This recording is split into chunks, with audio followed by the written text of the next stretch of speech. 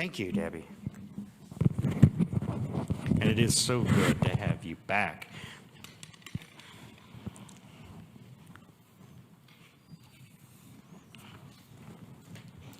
Everyone, you have those days where it's like you're just really tired, just have a really hard time getting up in the morning. Somebody? Yeah. Okay, like days when it's really hard to get up and like maybe you have muscle aches that didn't ache before and you don't know why, right? And maybe you're just too tired to get up and do anything. You can't think straight. You can't eat. You can't write. You can't do work in the yard. You can't do all the things you're used to doing. Yeah? Okay.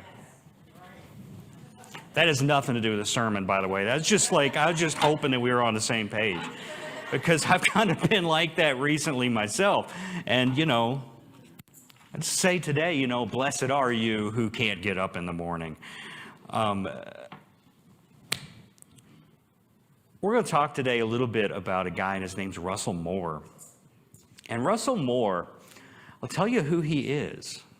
He used to be the president of the Ethics and Religious Liberty Commission in the Southern Baptist Convention. Okay? So, this is if you know anything about the SBC, some of you probably come from the Southern Baptist Church. They're a little different than the United Church of Christ, right? A little bit, just a little bit. But, I like to remind people, even though they're different than us, we're still the church with a big capital C. We're still the church. They're still us. We're still them. We need to remember that. But Russell Moore is an interesting guy. As I said, he was the former president of the Ethics and Religious Liberty Commission for the Southern Baptist Convention. And in an interview with NPR on August 5th, this has really been going around. I saw the interview when it came out, but it's really been going around the internet it's been popular. But he was asked by the interviewer why he thinks Christianity is in crisis. Because in a recent book that he wrote, he talks about this. And he asked why he thinks Christianity is in crisis. And this is how he responded, quote, "Well, it was the result of having multiple pastors tell me essentially the same story about quoting the Sermon on the Mount parenthetically in their preaching. To have someone come up after and say, 'Where did you get those liberal talking points?' And what was alarming to me, that in most of these scenarios, when the pastor would say, 'I'm literally quoting Jesus Christ,' the response would not be, 'I apologize, Pastor.' The response would be, 'Yes, but that doesn't work anymore.' That's weak. And when we get to the point where the teaching of Jesus himself are seen as subversive to us, then we're in crisis. When we get to the point where the teachings of Jesus himself are seen as subversive to us, we're in crisis. I talk a lot about it in here, and I'll talk about it again, how I don't like politics. One of the things I don't like in politics is how it tends to co-opt words and kind of create things and claim that it's us or it's them and it's a good thing or it's a bad thing. And when that kind of stuff gets picked up in the church, that's kind of dangerous too. When it says, that's weak, where did you get those liberal talking points? This was from quite a few years ago when people were telling him this, back when he was still big in the SBC. And that was probably before the term woke was being thrown around so much now, even though woke is definitely not a popular hip thing to say among the kids. They don't like that. The teenagers and the Gen Zs don't like that. They've moved past that word a long time ago. But that word gets co-opted by both sides, by both the far left, the far right, both in religion and in politics, where it's like the left gets really kind of unhumble about it. Says, see, we're woke like Jesus, which is not very humble, right? And then on the right side, it's saying that woke is a bad thing, where they can't even recognize the actual literal words of Jesus Christ in the Sermon on the Mount. It's dangerous when these words start getting thrown around, and that's kind of really what he's getting at here, is that the politics and religion are getting mixed together. And I want to make it a point, as you see the term, and you see up there, Russell Moore is a guy I would argue with a lot on theological stuff. There's a lot of things in his theology I don't like. But boy golly, did he get this one right. Right? And just a great, great interview that's really floating around a lot on the internet. It's really interesting to read and to hear someone coming out of that tradition and kind of saying, you know, there's some things wrong here. So then we move on. We have the Sermon on the Mount today, which is we have the beginning of the Sermon on the Mount. This is how that sermon opens up. Oh, by the way, I was also going to say, the main thing that he says in that quote, that one of the big passages from the Sermon on the Mount that we're all familiar with is the turn the other cheek passage. And that's a particular one that hits people really hard. That apparently was hitting people as being very weak, this turn the other cheek passage. There's a lot to unpack there that I won't go into right now, but I imagine the pastor's message was probably something about how we don't answer violence with violence. And that was not well received in the churches. And so, you know, we need to start with biblical education, and I think the Sermon on the Mount's a pretty darn good spot to start with simple biblical education. And this is the beginning of the Sermon on the Mount. The most important, probably, ethical teachings in Christianity. And the Sermon on the Mount here, or at least the Beatitudes, this place where we're going to go through, these blessings, there's a lot of ways to like organize this. People have tried to like chart out and say that this means this means that. I have kind of my own way of parsing this out. And it works for me if I look at the first 4 blessings, which is verses 3 through 6. They're mostly passive. They're mostly passive. It's you're being blessed because of who you are and the situation you are in life, your state. And if you could look at the last 4, which is verses 7 through 12, the last 3 verses are all one about being persecuted for righteousness' sake. But these are all a little more active. You're being blessed because of what you're doing. A lot of people have read these Beatitudes and thought, well, I guess I'm supposed to be like this. I guess this is who Jesus wants me to be so I can be blessed. I'm supposed to be poor in spirit. I'm supposed to be mourning. I'm supposed to be meek. I think meekness, yes, I think we are supposed to be meek. It comes from other places in the Bible. But those who hunger and thirst for righteousness, and a lot of these things, people think we're supposed to become these. I think it's a little more complicated than that. So if we start with verse 3, blessed are the poor in spirit, for theirs is the kingdom in heaven. So you hear the message of hope contrasted with their poorness in spirit. Right? Blessed are those who mourn, for they will be comforted. Mourning, but you will have comfort. Blessed are the meek, for they will inherit the earth. Now, how are the meek, the weak people in the world, who we just said, that's weak. That's what people were criticizing, saying we can't be weak. But the weak people, so to speak, are going to inherit the earth, Jesus is saying. Blessed are those who hunger and thirst for righteousness, for they will be filled. Their hunger and their thirst will be satisfied. Just starting with those first 4, I like to think a little bit of the field I came out of, which was mental health before I became a pastor, and think about how these 4 verses sound an awful lot like people who have been through trauma. So, you know, if we have any counselors, therapists in the room, you can pretty quickly recognize, blessed are the poor in spirit. Well, people who have been abused as children often could be described as poor in spirit. We know it affects them spiritually. We know that sometimes people who have been through trauma kind of get stuck back. Like if you have post-traumatic stress disorder, your brain kind of gets stuck there and it causes a lot of problems, right? But we see here, the second half of the blessings are always trying to move you forward in a message of hope, right? You are poor in spirit, but yours is the kingdom of heaven. Blessed are those who mourn. Well, we know about grief. Most of us have heard about the 5 stages of grief, for instance, right? Denial, anger, depression, bargaining, acceptance. But they will be comforted. Blessed are the meek, for they shall inherit the earth.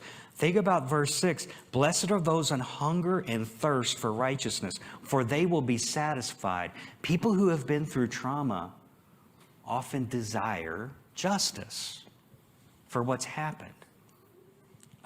Today, we have the Family Life Center renting out space back here where they work with people who are victims of sexual assault or sexual abuse. Do you not think those people are yearning for justice for the thing that's happened to them? Well, blessed are they who are yearning for that justice, right?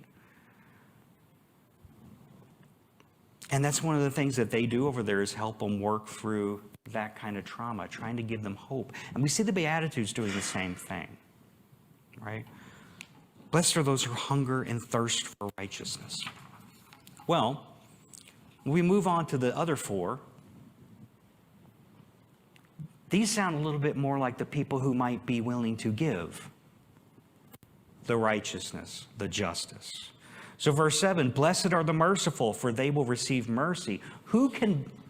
The merciful, who's able to give mercy? The people who are meek, the people who are the victims, or the people who are in power, right?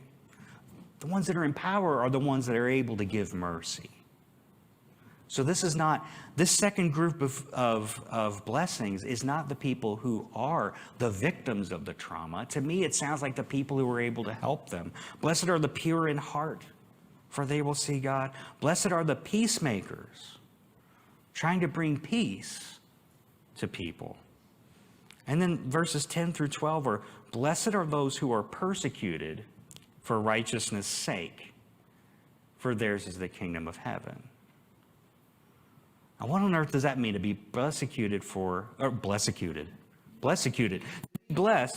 persecuted, for righteousness' sake, right? I told you I was tired. I'm just putting words together now. Those who are persecuted for righteousness' sake. By the way, notice that in verse 10 there where it says, theirs is the kingdom of heaven, what does it say in the first beatitude in verse 3? Theirs is the kingdom of heaven. So what I think here is that we're demonstrating that it is those people who are in need of justice and righteousness who are blessed, and theirs is the kingdom of heaven in verse 3. And by the time you get to verse 10, it's the people who are able to deal out righteousness and justice. Blessed are they, for theirs is the kingdom of heaven as well, right? It's kind of a progression. It's two different groups here. But one of the things, back to Russell Moore, one of the things that forced him to resign from his position was that he spoke out heavily against the sexual abuse scandal that rocked the Southern Baptist Convention. And I'm not picking on Southern Baptists. This has happened throughout the church with a capital C, all of us. We are as responsible as anybody, right? UCC is not, even though we have no scandal going on, we're not immune from this kind of thing. And there were sexual abuse scandals going on against children in the Southern Baptist Convention, the same way that it was in the Catholic Church. See, we all hear about the Catholic Church. That hits the news waves really well. But the Southern Baptist Convention was having the same thing going on. They were burying it a lot more even. And they've had hearings as recently as just in the last 2 years about this and still aren't really addressing it. Well, as the president of that ethics committee, Russell Moore wasn't happy about that. He didn't like it, that justice was not being dealt out, because blessed are the ones who have been traumatized, and blessed are the ones who are going to help the people who are traumatized. And there was no accountability. Nobody was taking responsibility for it. He also spoke out against the use of the Confederate flag so heavy after the racially motivated Charlestown church shooting in 2015. And he recognized that symbol was causing pain for people. He spoke out against it, and people didn't like it. People got mad at him. This guy is way up in the very tops of the church, taking the UCC. This is like working for the denomination. You're one of the top heads of the committees up there. Or think it like the Catholic Church. You're like an archbishop, right? You're way up there at the top of the hierarchy, and you're saying, hey, there's some problems here. There's some problems here that we need to address, and people didn't like it. He was harassed and eventually had to resign from his position. Guess what? He was persecuted for righteousness' sake. He was trying to do righteousness. He was trying to do justice. He was trying to address the systemic problems that were going on in the church, in his branch of the church, in the SBC, and it was not well received.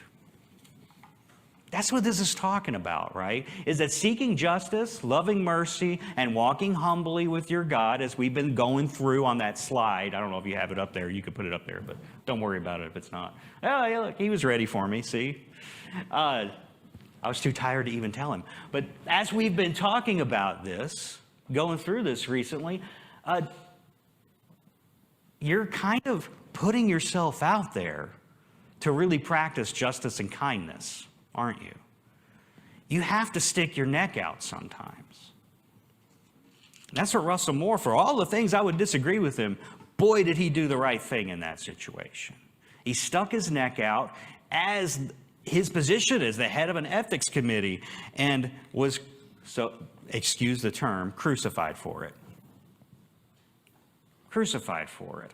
And he actually ended up leaving his position. He resigned from his position, and I believe now has also left the Southern Baptist Church, which was, I would imagine, was a lifelong thing for him. He was a member of the SBC. And he left them, I believe, in 2021. And became a pastor of like an independent church somewhere. And he is now actually the editor-in-chief of Christianity Today, which is a big publication, right? So he's doing okay for himself still, but thrust out of his own tradition for righteousness' sake. And again, this is not against the SBC. We could have these problems too, right?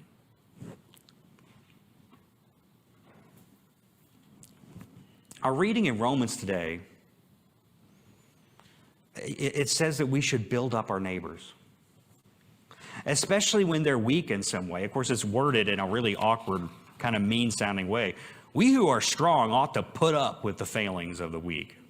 That's a little mean-sounding, that's a little harsh-sounding, but what in Paul's context, which had a very kind of machismo thing going on, right? There was weak, there was the strong, and there were the weak. And he was saying, we're here to stand up for the weak, right? We're here to stand up for the weak. It's what we should do. Each of us must please our neighbor for the good purpose of building up the neighbor. So in other words, you build them up just for the sake of building them up. You don't need any other reason. Because putting them in front of yourself is more important than having your own expectations met, right? It's humility. It's being humble. It's being a servant. And he says that God and the Scripture should encourage us so that we can have hope. And that's what the Beatitudes are about. Blessed are they, for they will be. There's the negative and there's the positive. It's building people up. It gives me hope to see someone seeking out about the crisis that he saw in his church and behaving in the manner of the Beatitudes. That's what he was doing here, and he still probably catches a lot of heat for it. Even though he's left the SBC, I guarantee he gets daily emails of people really hating him for speaking out about certain things. But as far as I'm concerned, I just want to say, blessed be Russell Moore. Even though I would really disagree with him on a lot of stuff. Boy, did he hit the mark on this. So I just want to kind of dedicate today to Russell Moore. Blessed be Russell Moore. Amen.